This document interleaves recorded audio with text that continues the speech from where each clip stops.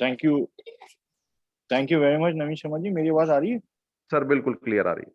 Thank you very much. और यहाँ पे जितने भी पार्टिसिपेंट्स हैं, हमारे नए पार्टिसिपेंट्स और पुराने पार्टिसिपेंट्स, स्पेशली जो हमारी पूरी जेडेक्सन मार्केटिंग फैमिली है और जेडेक्सन फैमिली, हम सबको from the deep of my heart, core of my heart, मैं बहुत ज़्यादा वेलकम करता हूँ।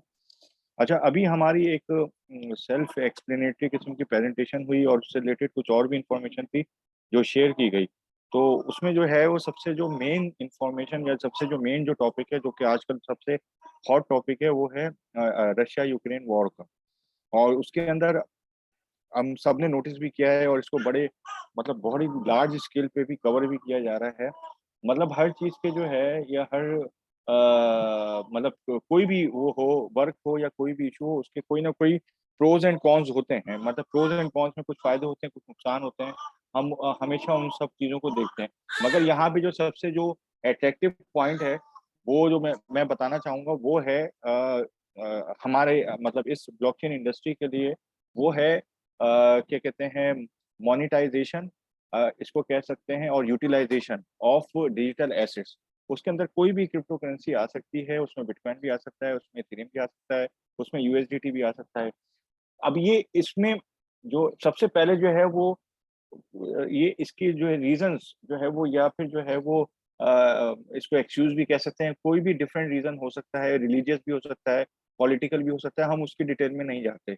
मगर जो सबसे जो मेजर जो जो वो है इफेक्ट, वो है आपका सेंट्रलाइजेशन ऑफ द गवर्नमेंट। जो सेंट्रलाइज सिस्टम की वजह से, अब अभी जैसे एक मिसाल है, इस वक्त जयेश जी ने बड़ा अच्छा अपना वो दिया पूरा क्या कहते हैं, ओवरव्यू इसके बारे में, कि मोर देन 1.5 मिलियन जो है वो पीपल डिस्प्लेस हो चुके हैं, मतलब एक जगह से दूसरी जगह, और मेजरली जो है वो वहीं पे यूरोप में ही वो मूव हो रहे हैं। और इट इज़ अ ट्राई, मतलब ये कोशिश भी है यूक्रेन की कि वो उसको ईयू जो है वो कंट्री एक्लेम करवा दिया जाए, जो कि अभी तक जो है वो रिफ्यूज किया गया है। बिसाइड्स दैट, इस 1.5 मिलियन की डिस्प्लेसमेंट के अलावा जो है, यानी 1.5 मिलियन अभी तक रेफ्यूजीज हो चुके हैं, या फिर दूसरी कंट्रीज में जाके वो जो है वो स्टे कर रहे हैं।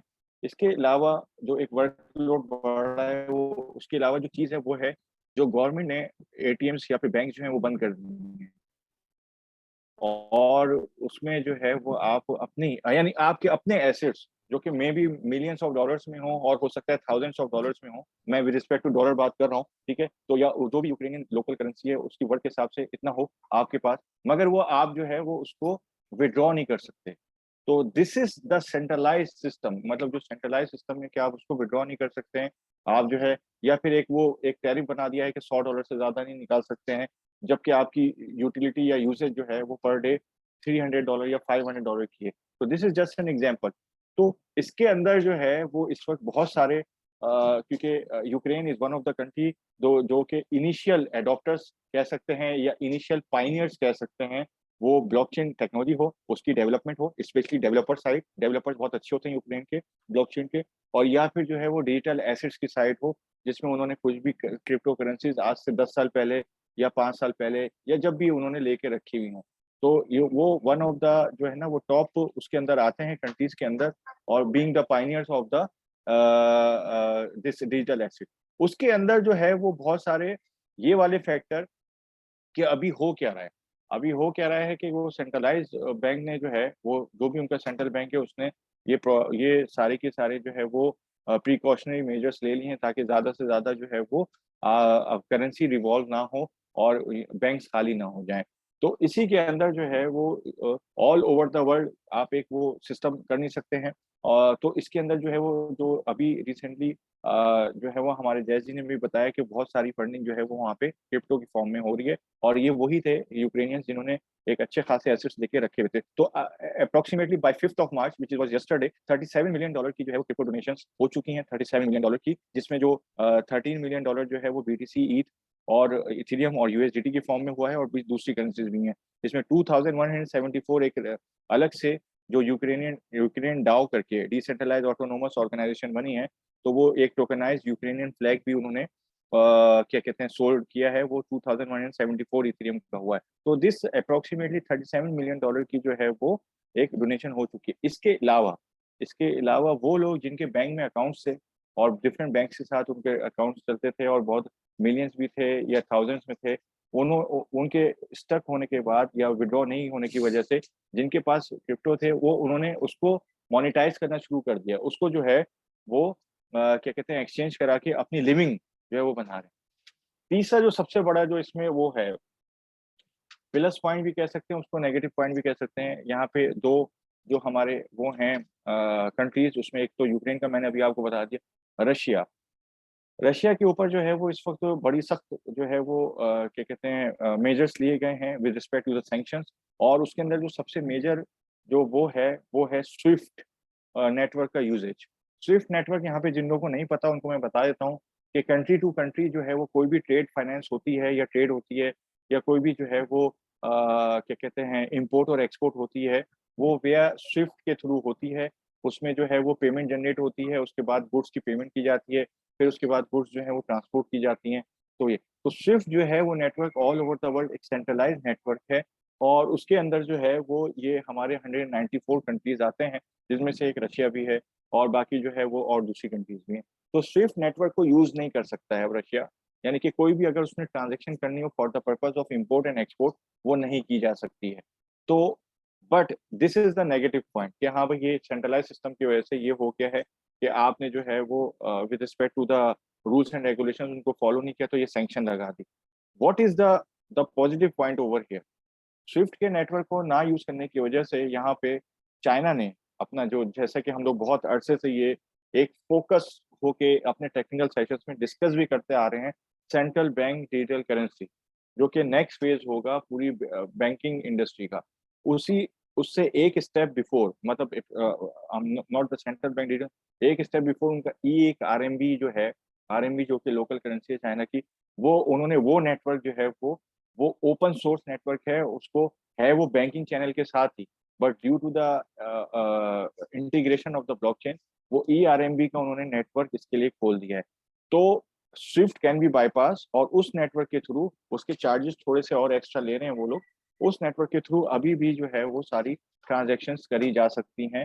तो ये है जो जो कि डिसेंट्रलाइज किस्म का है, वो स्टिल अंडर द गवर्नमेंट और वो चल रहा है। But the point is this is the utilization of the blockchain, this is the utilization of the technology कि अगर कहीं पे भी centralize government, either you are right और रॉन्ग, इट डजंट मैटर, हम किसी भी रिलीजियस या पॉलिटिकल इशू के अंदर नहीं जा रहे हैं, बट द पॉइंट इज ये जो क्या कहते हैं प्रिकॉशनरी मेजर्स होते हैं for the individual as well as for the government, कि आप जो है वो कोई भी नेटवर्क यूटिलाइज नहीं कर सकते हैं क्योंकि आपने ये किया है। इट डजेंट मैटर क्योंकि अभी तक ये नहीं हुआ है कि वो राइट है या रॉन्ग है, बट द पॉइंट इज यहाँ पे कि किसी भी ट्रेड फाइनेंस के लिए या इवन जो है वो गुड्स की ट्रांसपोर्टेशन के लिए, फूड की ट्रांसपोर्टेशन के लिए आप जो है ये नेटवर्क यूज नहीं कर सकते, which is the basic network for the क्या कहते हैं ट्रांजेक्शन। तो जब वो उसको इस तरीके से बैन किया गया है तो ये दूसरा नेटवर्क जो है वो ओपन कर दिया गया है with a little bit of extra charge. अब उसके अंदर एक बड़ी अच्छी ग्लोबल यूटिलाइजेशन समझ में आने लगी है लोगों को for this blockchain technology and blockchain assets. ठीक है, तो ये these are the type of things. और जहाँ तक ये चीज़ों की बात हो रही है स्पेसिफिकली फॉर ऑयल, तो ऑयल और गैस जो है वो आहिस्ता आहिस्ता थोड़े से बढ़ गए हैं। और अभी रिसेंटली जो जो क्लोजिंग हुई है फ्राइडे की $112 पर बैरल पे हुई है, तो विच वाज अराउंड 80 और $85 बिफोर द वॉर। तो इन द लास्ट 10 डेज जो है वो एक ये हुआ है और उसका इम्पैक्ट ये पड़ा है कि जो जो डेली यूज की जो जो वो है क्या कहते हैं स्पेसिफिकली फूड और दूसरे आइटम, वो भी जो है वो इंक्रीज करेंगे क्योंकि all of the transport is totally dependent and directly proportional with the oil. तो ऑयल की अगर प्राइस बढ़ती है कहीं पे भी ऑल ओवर द वर्ल्ड, तो वो जो है वो उसका इम्पैक्ट जो है वो इनकी प्राइसिंग पे भी होता है और ये ऑल ओवर द वर्ल्ड है। तो वी प्रे कि ये जो है ये सॉर्ट आउट हो जाए एज सुन एज पॉसिबल हो जाए और उसके जो भी पॉलिटिकल या रिलीजियस कॉन्सिक्वेंसेज हैं जिसकी वजह से भी ये हुआ है, तो वो जल्दी से सॉर्ट आउट होके जो है वो ये चीज़ फिनिश हो। बट इसकी इन चीज़ों की वजह से जैसा कि मैंने इनिशिएट किया था कि प्रोज एंड कॉन्स हैं, तो कुछ प्रोज भी आए हैं कुछ कॉन्स भी आए हैं specifically with in relation with this blockchain industry, blockchain technology and blockchain assets. इसके बाद जो दूसरा हमारा है, और अगेन नेशनल लेवल की जो है ये अडॉप्शन है और ये हम इस पे काफी अच्छे अपने टेक्निकल सेशंस कर चुके हैं in the last couple of months metaverse के जो प्रोजेक्ट्स हैं वो बहुत सारे इस वक्त आ रहे हैं, which is combination of virtual and augmented reality with the blockchain, और उसमें टोकनाइज किया जा रहा है और आर्टिस्ट के वर्क को जो है वो टोकनाइज किया जा रहा है, प्ले टू अर्न गेम्स आ रहे हैं, इस तरह की बहुत सारी चीजें आ रही हैं। तो south Korea again one of the pioneer country of digital adoption and digital transformation, और डिजिटल एसेट्स जो है वो उसको और यह ब्लॉकचेन टेक्नोलॉजी को बहुत अच्छे और तरीके से उन्होंने अडॉप्ट किया, और they have a very big platform. तो इसके अंदर साउथ कोरिया की जो है ministry of science and ICT information and computer technology, तो वो उन्होंने सीरियस वेट रखा है, और ये मेटावर्स और उसके अंदर 187 अप्रोक्सीमेट $187 मिलियन की जो है वो एक एलोकेट किया है फंड, जिसमें वो वर्चुअल इकोसिस्टम के जरिए ये जो जो जितने भी मेटावर्स एनएफटी ऐसे रिलेटेड प्रोजेक्ट आ रहे हैं, और उसको एक नाम दिया गया है एक्सपेंडेड वर्चुअल वर्ल्ड, और इसको लेके जाना है उन्होंने मोर देन $1.5 बिलियन तक। ये चीज यहाँ नहीं मेंशन हुई हुई है, बट ग्रेजुअली जो है ये फंड जाएगा $1.5 बिलियन तक जाएगा, और ये इसमें ज्यादातर मेटावर्स और एनएफटी के प्रोजेक्ट्स आएंगे। तो ये एक नेशनल लेवल का जो है वो directly from the ministry of science and ICT से एक फंड को जनरेट किया गया और एलोकेट किया गया है। तो ये एक्सपेंडेड वर्चुअल वर्ल्ड है, ये दूसरा एक अच्छी अडॉप्शन है। और इसके बाद जो है वो क्या कहते हैं, payment services provider shift four जानते हैं, और ये एक अच्छा जो है वो US based payment service provider है, और उसने जो है वो अभी द गिविंग ब्लॉक जो एक कैश एंड स्टॉक डील में $54 मिलियन का जो है वो उनको क्या कहते हैं परचेज कर लिया है और एक्वायर कर लिया है। और इसके अंदर जो गिविंग ब्लॉक है उसका मैं बता देता हूँ, 1300 non profit organization and charities जो है वो गिविंग ब्लॉक के जरिए they can accept crypto donations, यानी क्रिप्टो डोनेशन जो है वो एक्सेप्ट किए जा सकते हैं।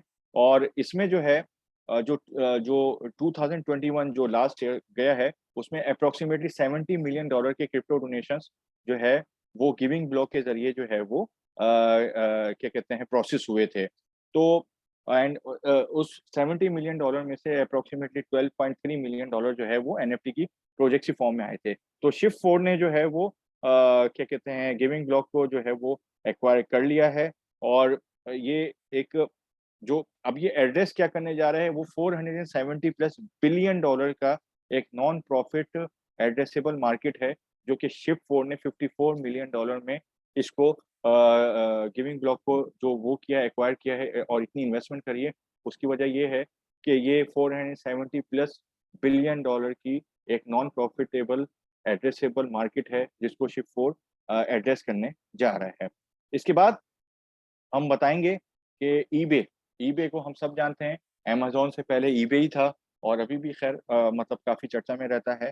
तो मतलब हर कोई जो है वो हम अगर नोट करें तो कोई ना कोई जो है वो एडिशन या वैल्यू एडेड जो है ना चीज़ होने जा रही होती है। तो उसमें ईबे जो है वो ऐड क्रिप्टो पेमेंट जो सेम थिंग लाइक हम सुन रहे हैं, जैसे पेपाल ने शुरू किया है, अमेज़न शुरू कर रहा है, और दूसरे बड़े-बड़े जो जायंट्स हैं वो शुरू कर रहे हैं। तो eBay is a very big e-commerce platform, और स्पेसिफिकली अगर हम यूएस की बात करें, और जो सबसे ज़्यादा फ़ेमस जो ये इकोसिस्टम था या ई-कॉमर्स का के जायंट्स थे बिफोर अमेज़न, वो ईबे ही था। तो ईबे ने जो है वो they are going to add crypto payment option soon, और ये भी एक बड़ा अच्छा और बड़ा एडॉप्शन है जो कि होने जा रहा है। अब हम बात करेंगे mixture of centralisation and decentralisation. OpenSea हम सब जानते हैं और एनएफटी के इनिशियल पायनियर्स में से हैं, और एनएफटी का पूरा एक अच्छा इकोसिस्टम है उनका, पूरी मार्केट प्लेस है, ठीक है, और इसमें पीयर टू पीयर सारा जो है वो काम होता है। मगर इन्होंने जो है वो अभी रिसेंटली लास्ट वीक जो है यूएस सैंक्शन टेरिटरी जिसके अंदर ईरान भी आता है और दूसरी कंट्रीज भी आती हैं, तो उनको जो है वो बैन कर दिया है समहाउ। तो ये दिस इज द पॉइंट कि ये OpenSea is a centralize network, वो तो है भी सेंट्रलाइज, मगर जो भी ट्रांजेक्शन्स होती हैं वॉलेट कनेक्ट करके वो डिसेंट्रलाइज नेटवर्क पे होती हैं, ब्लॉकचेन बेस्ड होती हैं, और ज़्यादातर ये इथीरियम पे है। तो वो करने के बाद जो है वो हम देखेंगे कि वो ईरान के जितने भी आईपीज हैं और या इस तरह की जो यूएस सैंक्शन कंट्रीज हैं उनको ब्लॉक कर दिया गया है इसके ऊपर। और this was like a kind of एक सेंट्रलाइज्ड जो है वो मोनोपोली करी गई है, इसको हम ऐसे भी कह सकते हैं। तो इस तरह की चीजें हैं तो but let's see, so these were the points जो हम डिस्कस करना चाह रहे थे, और ये these are the updates specifically जो यूक्रेन और रशिया को लेके जो है वो अपडेट, और with respect to the adoption है, और with respect to the utilization है। यूटिलाइजेशन का मतलब सिर्फ ये है कि अपने मतलब don't put all of your eggs in one basket. अगर आप कोई भी फियाट में भी डील कर रहे हैं, कोई भी करेंसी हो, किसी भी गवर्नमेंट की वजह से या किसी भी वजह से डीमोनेटाइजेशन की वजह से किसी भी वजह से जो है वो इशू हो सकता है, तो अपने एसेट्स जो हैं वो मल्टीपल बास्केट में रखें, इन टर्म्स ऑफ स्टॉक्स हो गए, कमोडिटीज हो गए, क्रिप्टो हो गए, डिजिटल एसेट्स हो गए, या फिर जो है वो फियाट में भी रखें और यूजेज के लिए। तो डिफरेंट ये हमारे पास ये एग्जांपल सेट हो रही है, क्योंकि गॉड फॉरबिड अगर कोई भी नेगेटिव कॉन्सिक्वेंसेस होते हैं, और ये थोड़ी सी भी जो है वो ये टेंशन इसको कह सकते हैं, ये वॉर नहीं है, टेंशन थोड़ी सी एस्केलेट कर जाती है और थोड़ी सी भी अगर ये स्प्रेड कर जाती है, तो इसका इम्पैक्ट जो है वो in the next few months जो है वो बहुत ज़्यादा पड़ेगा। तो इस वजह से ये कोई इन्वेस्टमेंट एडवाइस नहीं है, बट अपने एसेट्स को डाइवर्सिफाई करें और अपने एसेट्स को जो है वो मल्टीपल बास्केट्स में रखें। तो दिस वाज टुडेज सेशन, और किसी का कोई भी क्वेश्चन हो टेक्निकल या fundamental, then I will try my level best to reply it accordingly. बाकी जो जहाँ तक इसका है जो जेडएक्सी एसेट्स को लेके, वो इनिशियली नवीन शर्मा जी और हमारे जय जी ने भी जो है वो एक्सप्लेन कर दिया है कि बहुत सारी चीजें होने जा रही हैं with respect to the technology as well as with respect to the IPO structuring. तो वो होने जा रहा है, और वी आर इन टेक, कुछ चीजें जो है वो बिट ऑफ डिले हो गई हैं, but the point is the impact was global, और वो उसमें कोविड-19 भी था, उसमें बहुत सारी और चीजें भी थी, और उसमें जो है वो एक टेक्निकल और मैनेजमेंट स्ट्रक्चर भी था। तो ये सारी चीजें हैं, तो इन कमिंग वीक्स जो है वो ये अनाउंसमेंट होंगी। We are working very hard with the development of many things, और we are going to announce in a timely manner. तो किसी का कोई भी क्वेश्चन या क्वेरी हो, so they can ask and I will try my level best to reply accordingly. Over to you Naveen Sharma ji, thank you very much. Thank you Sharik ji, thank you इतना valuable information provide करने के लिए।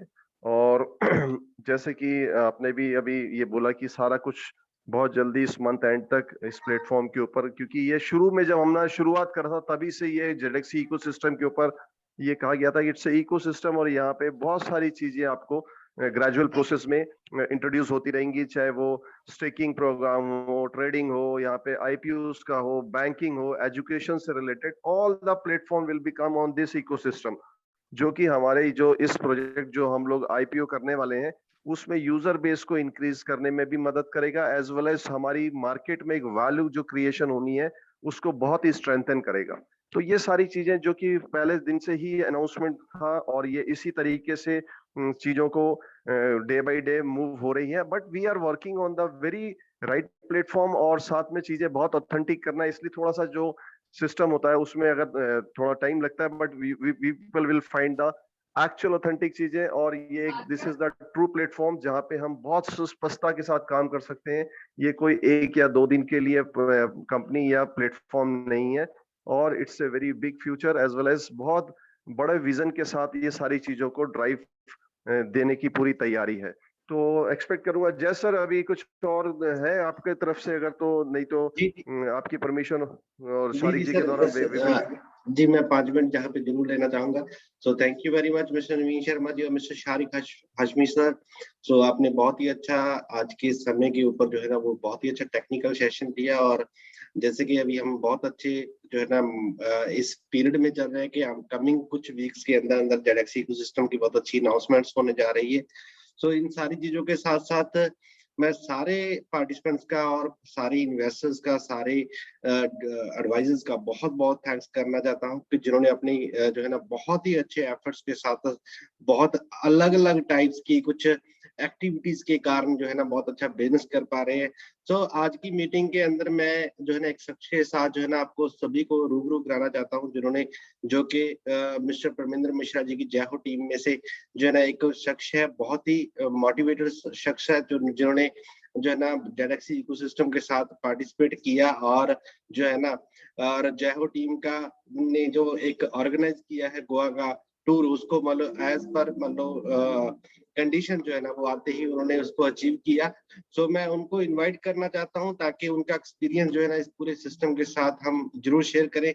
सो मेरी ख्वाहिश है कि मिस्टर अमर शर्मा जी प्लीज अपना माइक अनम्यूट करें और प्लीज अपने जो है ना चंद शब्द जो है ना हमारे साथ जरूर शेयर करें। Thank you very much. Over to mister Amar Sharma जी।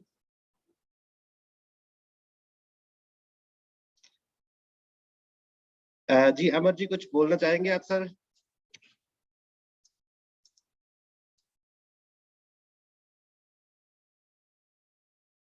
तो मेरी आवाज आ रही है सर? जी जी सर अभी आ रही है सर, बिल्कुल बिल्कुल। हाँ जी, एक्चुअली मुझे प्रेमेंद्र मिश्रा जी ने मुझे इंट्रोड्यूस करवाया था ये स्कीम, और मुझे तो बहुत बहुत ही पसंद आया, और काफ़ी लोगों को मैं अलग अलग तरीके से कन्विंस कर रहा हूँ। और जैसा कि मैं समझता हूँ कि जो हर किसी वर्ग के, जो भी हर किसी क्लास के फैमिली है, अगर इसमें इन्वेस्ट करते हैं तो काफ़ी अच्छा उनका मतलब जो इकोनॉमिक जो है सुधर सकता है। इवन जो मंथली जो दिया जा रहा है वो भी बहुत अच्छा दिया जा रहा है और काफ़ी हेल्पफुल है सारे सोसाइटी के लिए, और बिजनेस तो है ही डेफिनेटली। अलग तरीके से भी वही मैं बताने की कोशिश करता हूँ कि कोई अगर रहे और जिनके पास है वो इन्वेस्ट करे, और जिससे कि उनकी जो, क्योंकि जो अभी तक लाइफ हमारी चल रही थी, एक रेगुलर जो लाइफ चल रही थी, जॉब करना या जो भी है, सुबह से शाम तक लाइफ निकल जाती है। लेकिन अगर उनको यही बताता हूँ कि अगर ऐसे प्लेटफॉर्म पे आप जुड़ते हैं तो ये आपने जो लाइफ में आज तक किया नहीं, पूरी लाइफ निकल गई लेकिन आज तक ये जो अचीव नहीं कर पाया, उसका बहुत बेहतरीन ऑप्शन है। और अब धीरे धीरे लोग इन चीज़ों को समझ भी रहे हैं। तो उम्मीद करता हूँ आगे मैं बहुत अच्छा कर पाऊंगा, बहुत अच्छे से लोगों की भलाई भी कर पाऊंगा इसके थ्रू। और सबसे बड़ी मेरी खुशी यही होगी कि अगर मैं किसी फैमिली को या किसी लोगों को सपोर्ट करके उनको अच्छा अचीवमेंट मिले, इकोनॉमिकल वो स्ट्रांग बने, तो मुझे सबसे ज्यादा खुशी होगी। जी जी sir, thank you very much sir. So बहुत थैंक यू सर आपका। तो आपने बहुत ही अच्छा समय दिया, टाइम दिया और इस प्रोजेक्ट को समझा और इसको प्रमोट करने के लिए आपके अंदर बहुत अच्छी dedication I. So thank you very much. और पूरी टीम को, पूरी कंपनी को, पूरी मैनेजमेंट को, मैं सभी को बहुत बहुत थैंक्स करता हूँ। और आज की मीटिंग का, जैसे कि अभी हमारा जो टाइम है वो ऑलमोस्ट कंप्लीट हो चुका है आज की मीटिंग का। सो हम नेक्स्ट मीटिंग कमिंग संडे में हम मिलेंगे। So thank you very much. Good night, सबा खैर, मिलते हैं सर नेक्स्ट मीटिंग में। Thank you very much sir.